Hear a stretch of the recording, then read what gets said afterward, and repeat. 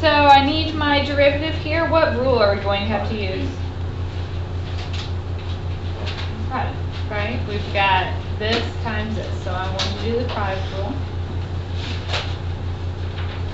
So derivative of the first, derivative of the 2 is 0, minus 3 times the derivative of cosine is negative sine. So this, could I just write positive 3 sine t? Am I going to lose anybody there?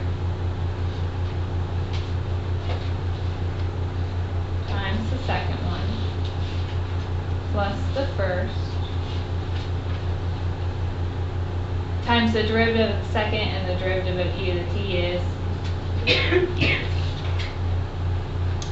not a lot you could do in the way of simplifying here. You could distribute this e to the t.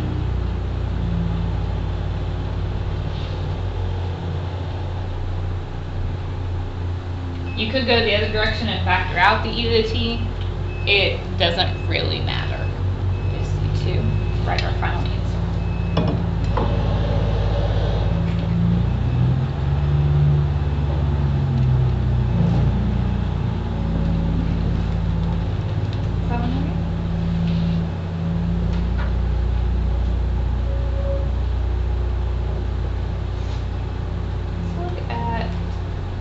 Equation of the tangent line.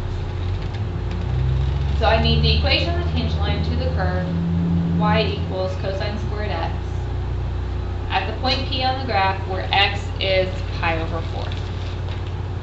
Okay, to write the equation of the line we need a point and a slope, correct? I give you the x value of the point. I need my y value. So to find that y, this just means cosine of pi over 4 squared. So 45 degrees is 0, 30, 45. Cosine would be radical 2 over 2 squared would be 2 over 4 or 1/2. So a lot of times I gave you the full repair, but I don't have to. I really just need to give you the x. You can find your own y. Now, I need the equation of the line. So we need the slope. How do I get the slope? Derivative. Okay. Cosine squared. We don't really know how to do the derivative of that. We know how to do the derivative of x squared. But since it's cosine squared, I'm just going to have to write out as cosine x times cosine x, and then what rule are we going to use? Prime. Derivative of the first, so derivative of cosine is negative sine, times the second, plus the first one, times the derivative of the second, derivative of cosine is negative sine. These are really like terms, so we just get negative 2 sine x cosine x. What am I trying to get here? Right. So I need to actually plug in my pi over 4 and see what my slope is. So the slope is what I get when I plug in my pi over 4. What is the sine of pi over 4? Radical 2 over 2. Cosine of pi over 4 is, so I have a negative 2 times 2 over 4, so I get negative 1 for my slope.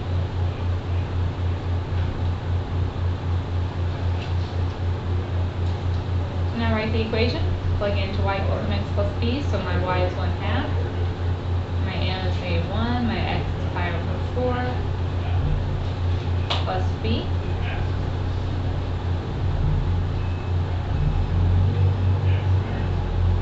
Add over my pi over 4. So y-intercept is negative 1/2 plus pi over 4. So the equation is y equals m, so negative x plus b.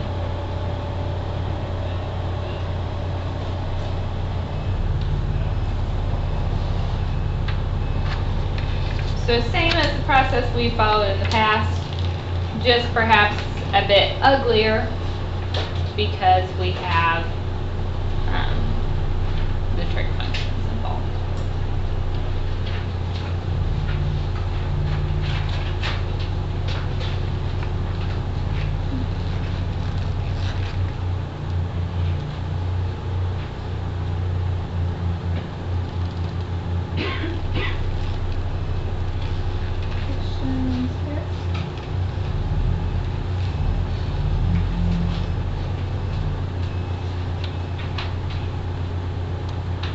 The next slide, I'm actually just giving you the derivatives of the other three trig functions. We proved sine, cosine, and tangent yesterday. You could prove all of the others just by doing quotient rule. You know, for cosecant, you do the quotient rule 1 over sine. Secant, do 1 over cosine. Cotangent, you do cosine over sine, do the quotient rule. So what I want you to realize, you have to know all 6 of these. Okay? You could derive them if you had to by working them out, but you really need to know them. However, there are some patterns that we can recognize. If you look all of the cosine, cosecant, cotangent, what's true about their derivatives? They're negatives. So sine, tangent, and secant have positive derivatives, but all the cos have a negative derivative. Tangent, its derivative is secant squared. Cotangent is negative cosecant squared. Okay, derivative of secant is secant tangent. Derivative of cosecant is negative cosecant cotangent. So they kind of follow similar patterns, tangent, cotangent. They both go to something squared. Secant, cosecant, they both go to true trig functions multiplied together. But you really have to know these 6 rules. So strongly encourage you to maybe make some flashcards or something and make sure you know those moving forward. Alright. Let's work some problems.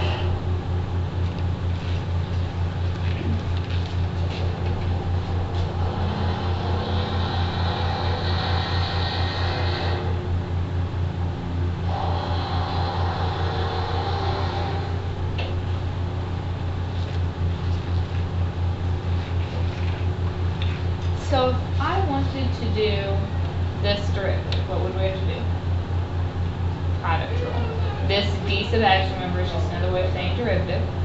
So derivative of the first, derivative of x is 1, times the second, derivative of tangent is secant squared.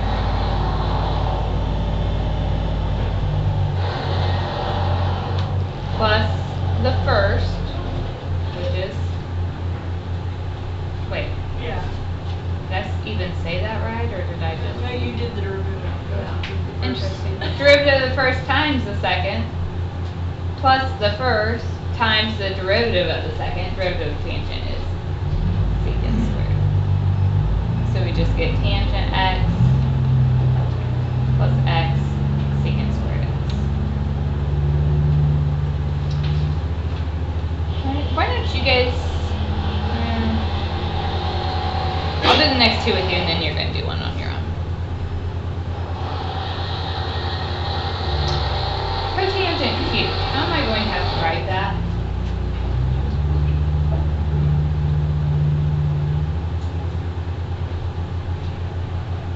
We did the derivative of, was it cosine cubed yesterday? So we know the only way we have right now of doing that is to multiply them all out and do the product rule, one at a time. So derivative of the first, derivative of cotangent,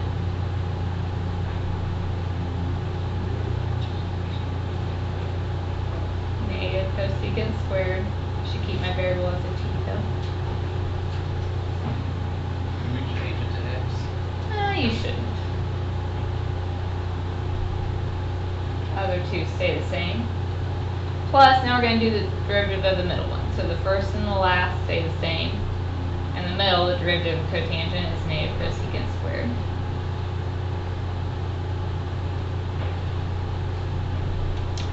plus, now we have to do the derivative of the last, so the first two stay the same.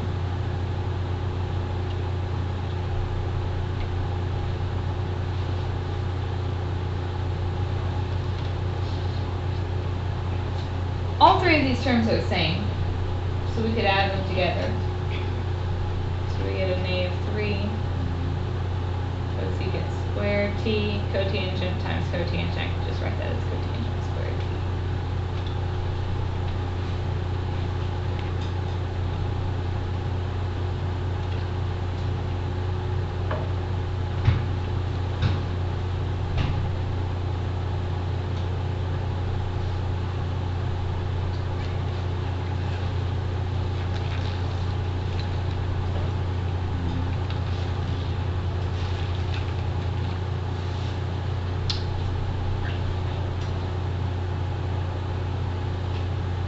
One more.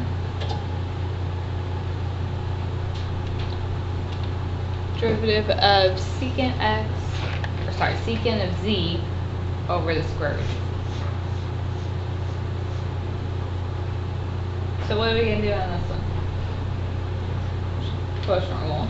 So low, the bottom. You could leave it as square root of z. I'm probably going to write that as a z to 1/2.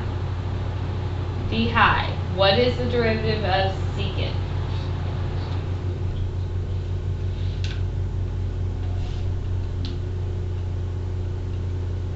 Minus high D low. So the 1/2 comes down. Z stays. Subtract 1 from the power. Over low squared.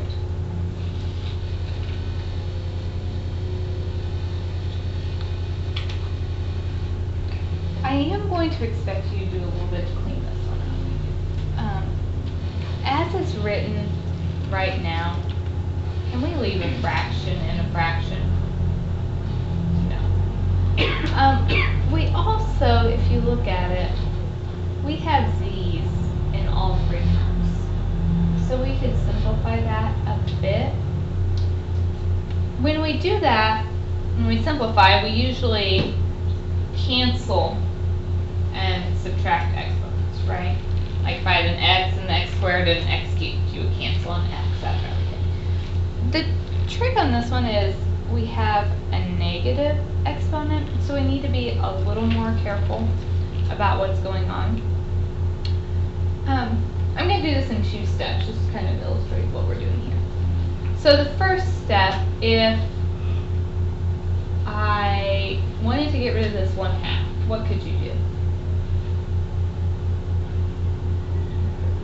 You can multiply by 2 on top and bottom.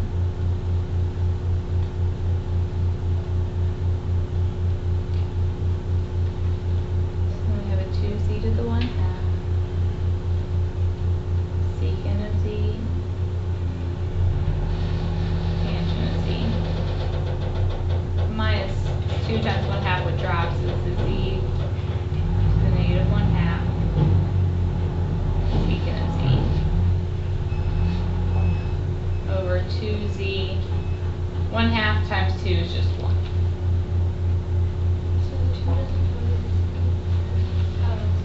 You take it to each term, so this is a term, and this is a term. Okay, so when we reduce, okay, I'm going to show you by factoring it out first. I think that'll make it a little more obvious. When we factor out something, we always pull out the lowest power. What's smaller, 1/2 or negative 1/2? Negative 1/2. So what I'm going to do is factor out z to the negative 1/2. When you factor it out, you subtract exponents. So 1/2 minus negative 1/2 would be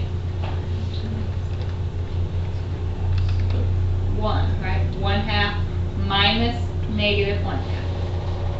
So that's like 1/2 plus 1/2, so that's just a 1.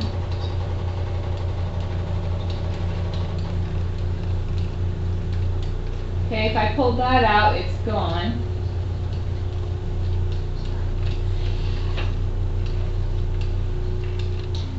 One more step. If this is a negative exponent, you could bring it down to the bottom, right?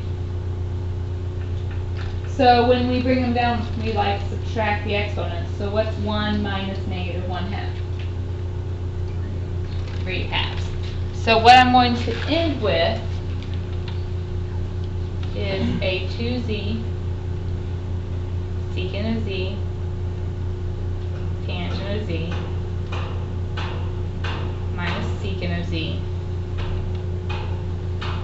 over 2z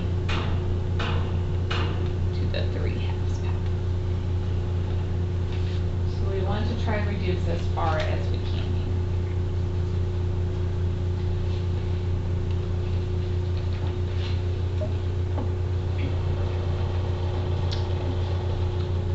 Questions there?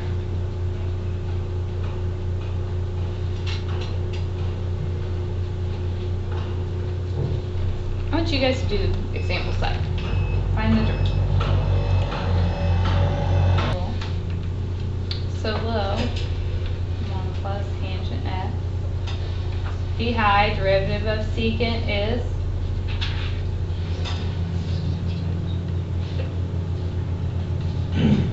minus high.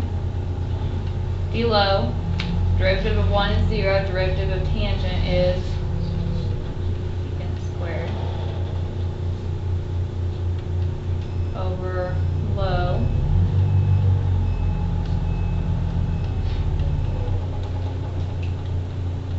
squared. Not a ton we can do here. We can distribute. So if we distribute that out, we get secant x tangent x plus, excuse me, a secant x tangent squared x. Secant times secant squared would be secant cubed.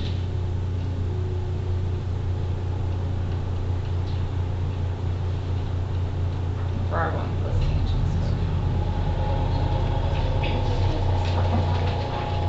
You could, yeah. Alright.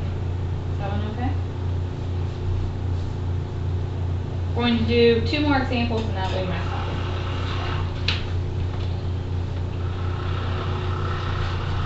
So, an object at the end of a vertical spring is stretched 4 centimeters beyond its rest position and released at time t equals 0. Notice the distance they stretch it is considered positive here. So this is how they got their position function from that spring. I want the velocity and acceleration of this. So, if you have position, how do you get velocity? That is my s prime. So the 4 stays times, what is the derivative of cosine? Negative sine.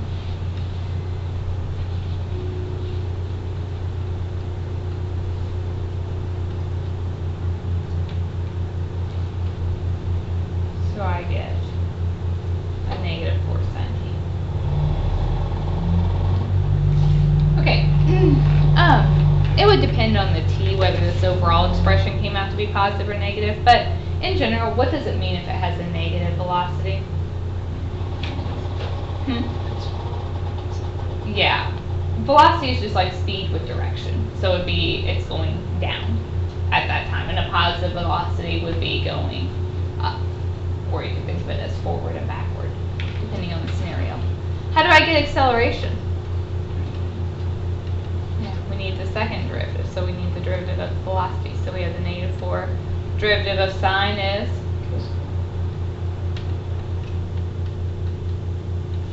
So we get the negative 4 cosine t.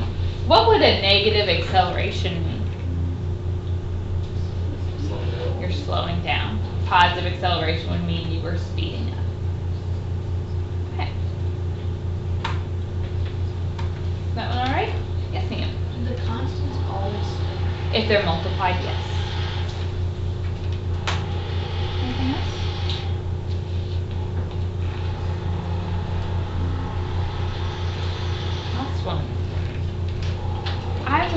the 27th derivative of cosine x.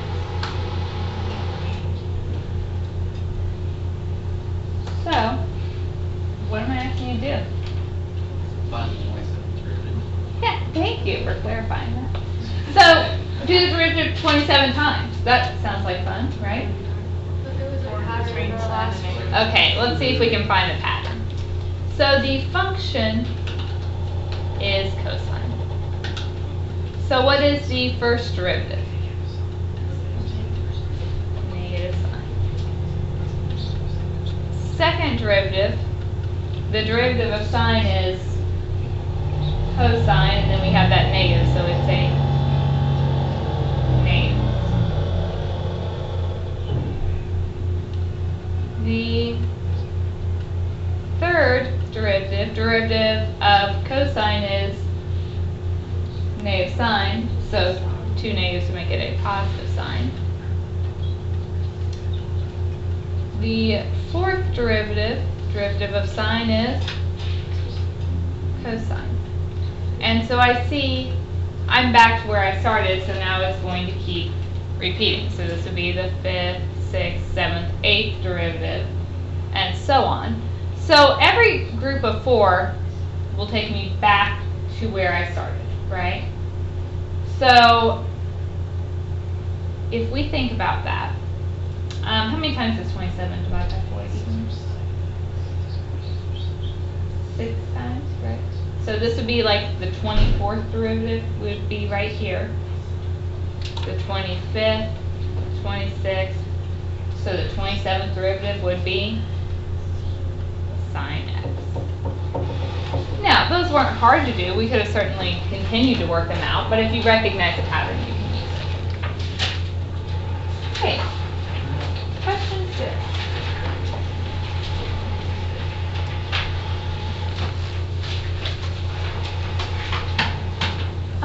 Then we are stopping there, and you are ready for the day 2 assignment.